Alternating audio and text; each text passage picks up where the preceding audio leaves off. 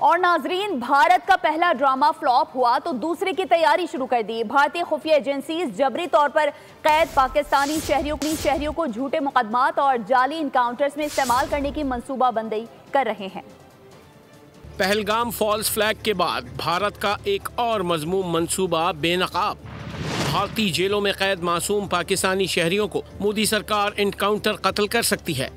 2021 میں ضیاء مصطفیٰ اور محمد علی حسن جیسے پاکستانیوں کو برسوں غیر قانونی حراست میں رکھنے کے بعد فیک انکاؤنٹرز میں شہید کیا جا چکا ہے۔ 2003 سے بھارتی خفیہ ادارے 56 سے زائد پاکستانیوں کو غیر قانونی طور پر قید کیے ہوئے ہیں، جنہیں بھارت مستقبل میں جھوٹے دہشت گرد ظاہر کر کے استعمال کر سکتا ہے۔ ماہرین نے خدشہ ظاہر کیا ہے کہ بھارت بالاکوٹ طرز پر بھونڈے دہشت گرد کیمپوں کے بیانیے کو بنیاد بنا کر کسی بھی جارحیت کی کوشش کر سکتا ہے۔ پاکستان کسی بھی بھارتی اشتعال انگیزی کا منہ توڑ جواب دینے کی مکمل صلاحیت رکھتا ہے۔ سبسکرائب کریں اور بیل دبائیں تاکہ کوئی خبر رہ نہ جائے۔